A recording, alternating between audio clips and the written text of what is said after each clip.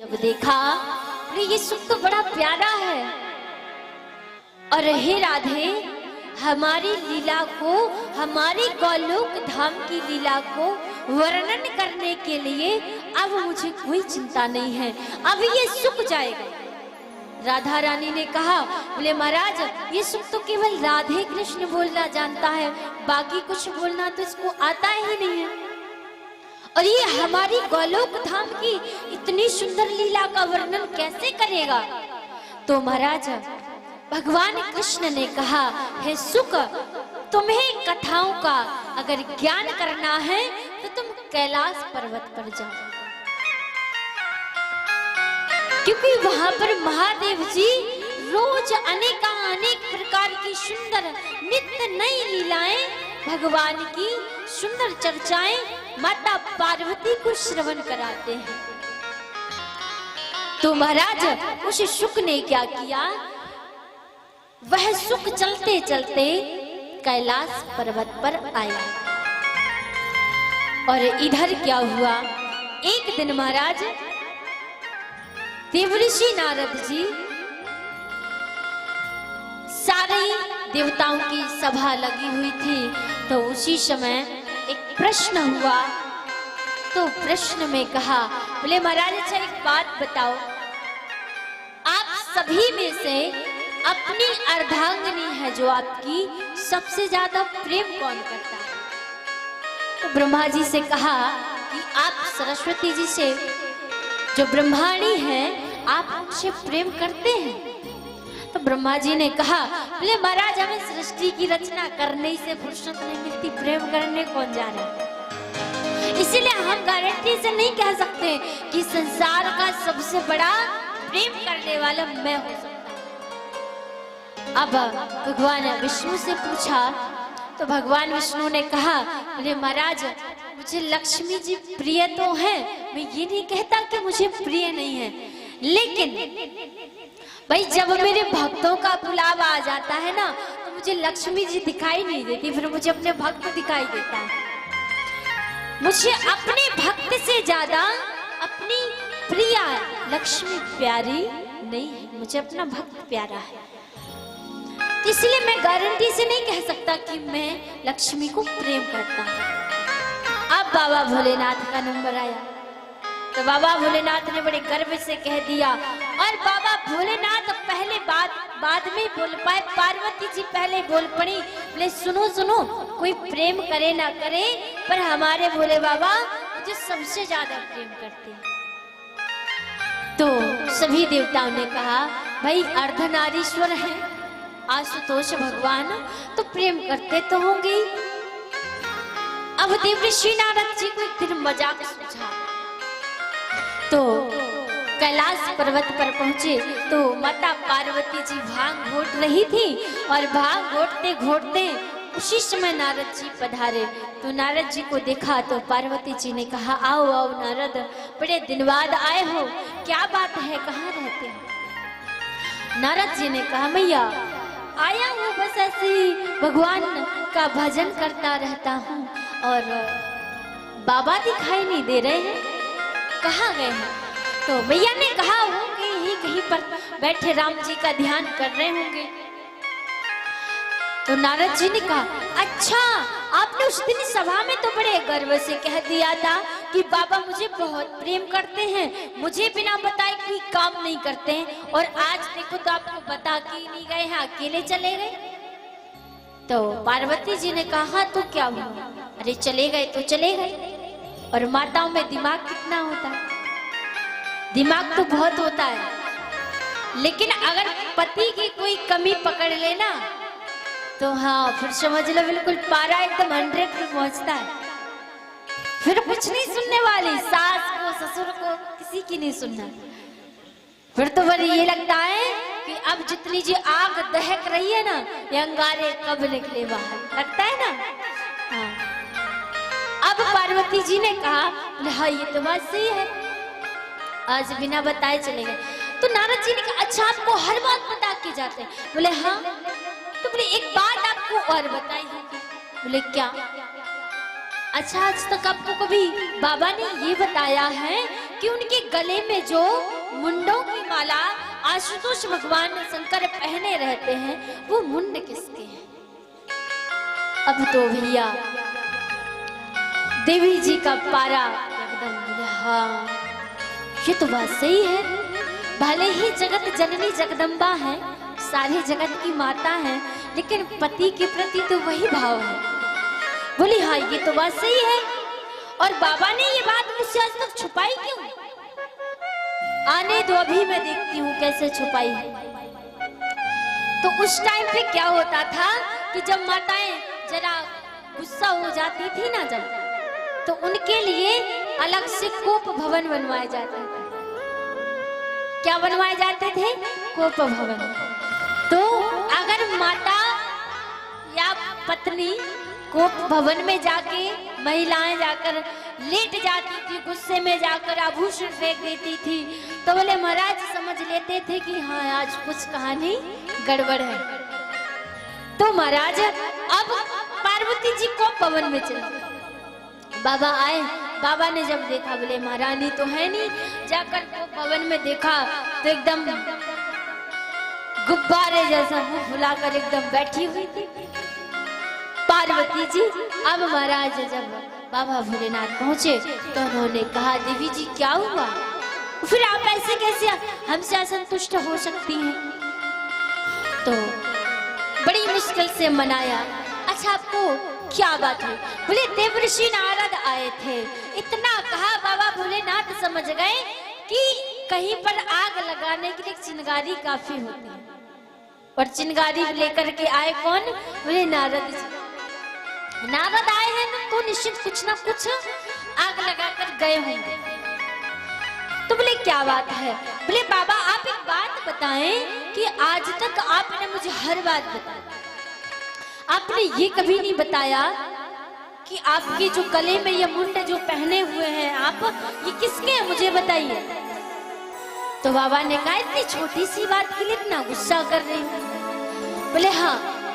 बोले ये मुंड में किसी और के नहीं पहने हुए, बल्कि ये सारे जो मुंड हैं ये पार्वती तुम्हारे हैं।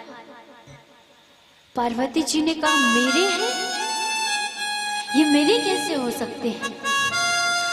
तो बाबा ने कहा पार्वती अभी तक जो तुम्हारे हैं वो 108 बार तुम्हारा जन्म और मरण हो चुका है। कितनी बार हो गया है? 108 बार। पार्वती जी बोली महाराज हम 108 बार जन्म ले गए, मर गए, और आप जीव के तो आप कभी नहीं मरे। तो भगवान भोलेनाथ कहते हैं मैं शिव हूं,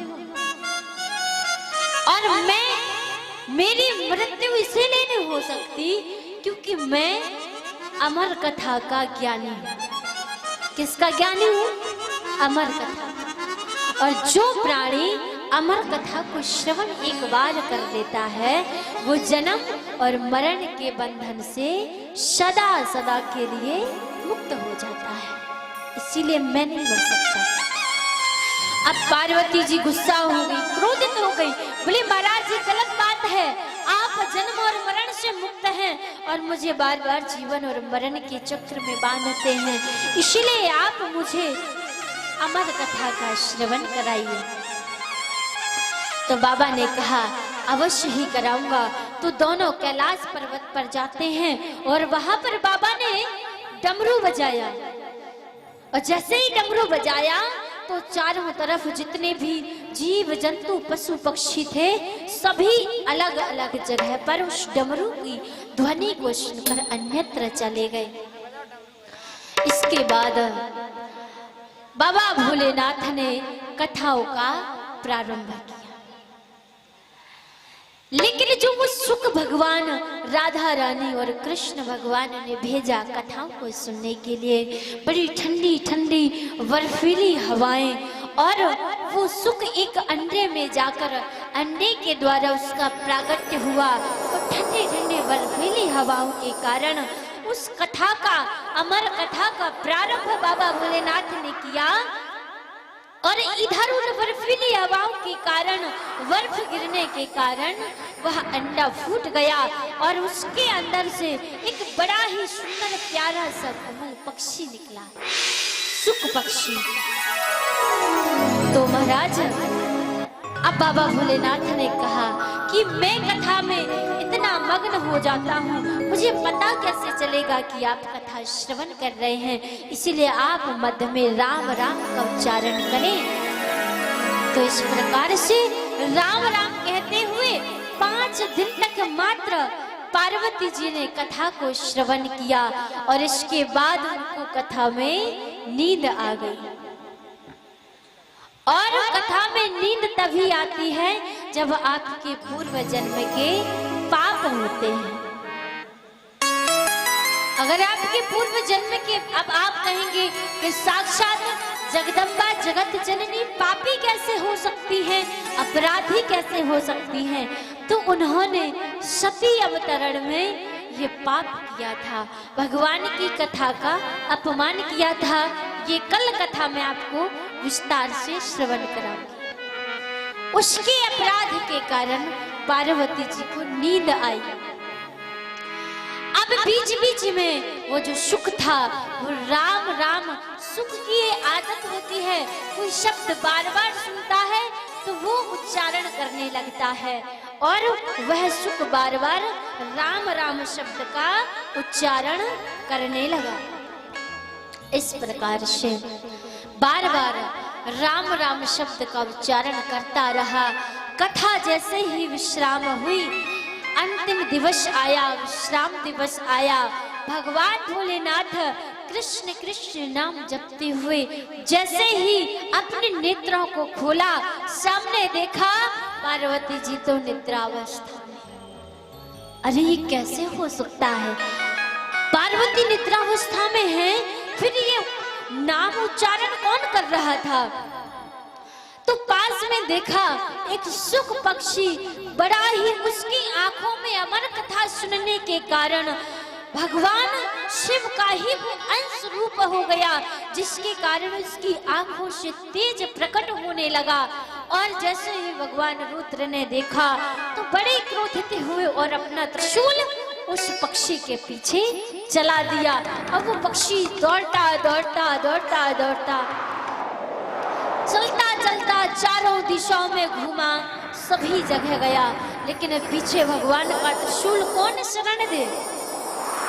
किसी ने शरण नहीं दी।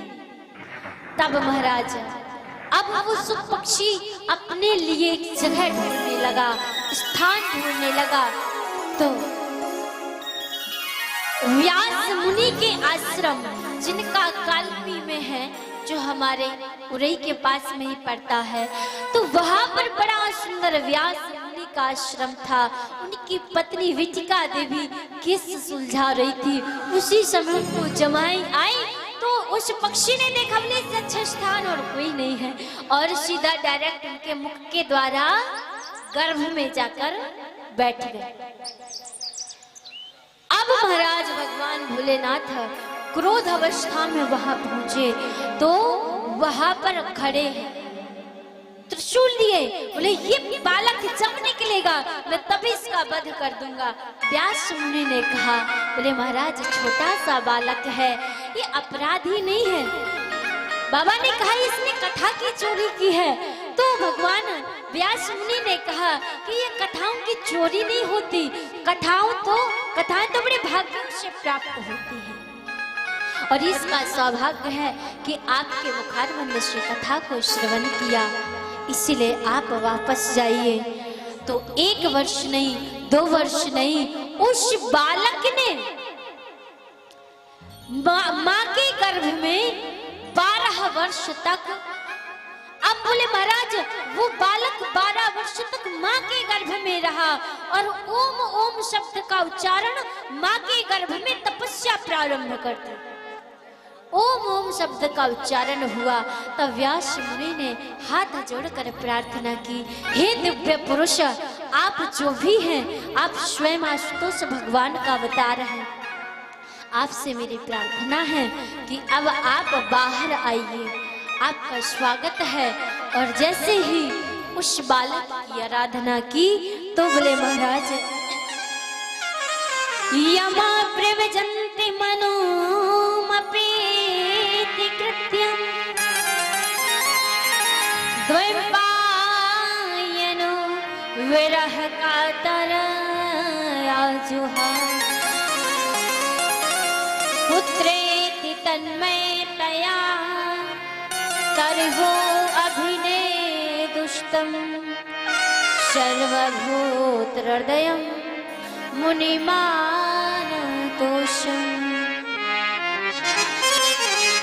नारायणं नमस्कृत्यं नरं चैव नरोत्तमं देवी सरस्वती व्यासं ततो जयमुदीरये।